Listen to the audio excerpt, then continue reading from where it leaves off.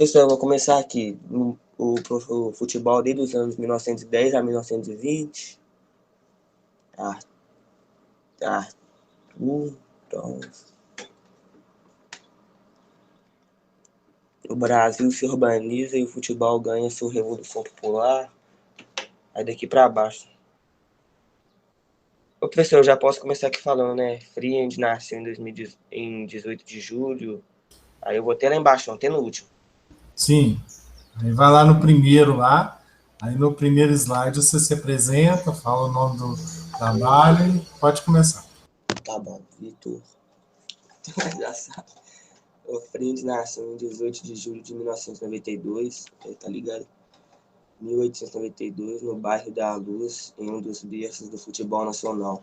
Ironicamente, foi um traço negro brasileiro aquele de sua mãe menospreza pela historiografia que distinguiu Friend. Deu-se então que Friend era um mulato de olhos verdes na descrição de Mário Filho. O mulato jogava bola como nenhum outro de sua época, enquanto os olhos verdes e o sobrenome alemão eram um passaporte para o mundo brancos. Como muitos meninos na sua época, Friend conheceu o futebol, ainda em estado bruto. A bola era de bexiga de boi, substituída comum para as caríssimas bolas europeias, que não eram, afinal, muito melhores. Corinthians Inglaterra e Corinthians Brasil, 1910. O Corinthians seria um time operário, afinal, portanto, dinheiro para que menos importava, pelo menos no começo.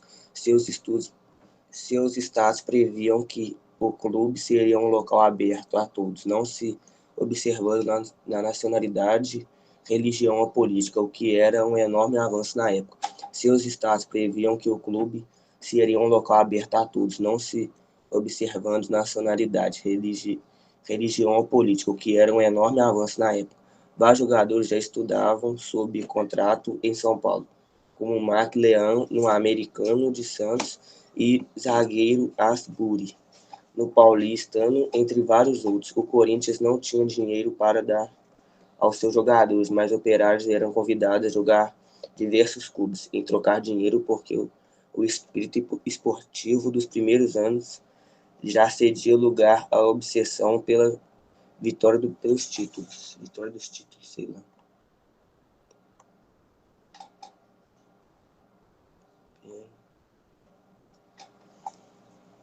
Primeira eleição presidencial. O ano de 1910 marcou também a primeira eleição presidencial, em que efetivamente houve disputa. O acordo entre São Paulo e Minas Gerais para a alternância no poder fazia água e surgiu o nome do Marechal Hermes da Fonseca, apoiado pelo Rio Grande do Sul, por Minas e pelos militares. Os paulistas aliados aos baianos optaram pela candidatura de Rei Barbosa, bastante identificado com a defesa dos ideais demográficos e com o voto secreto.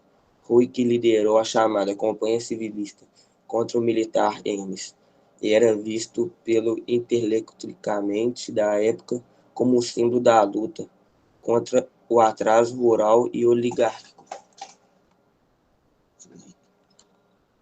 Aqui é o último, professor.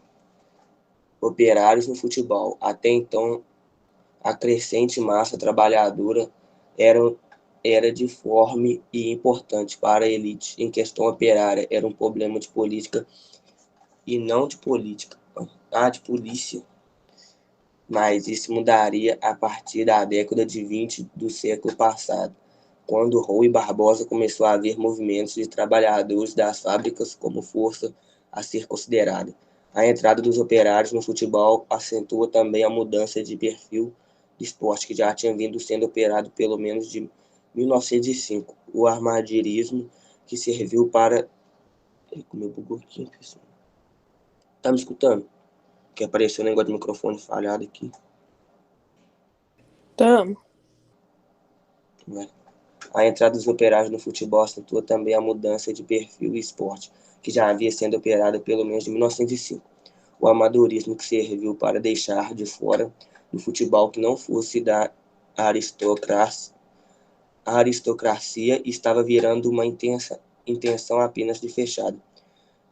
A ruptura do futebol de esporte de elite para esporte de massa, de esporte amador para esporte profissional, se daria mais concretamente na década seguinte, nos anos de 1920, quando a Primeira República já dava sinais de desgaste com razão de seu desprezo atávico por tudo que cheirava-se a povo. Aqui é o último, pessoal.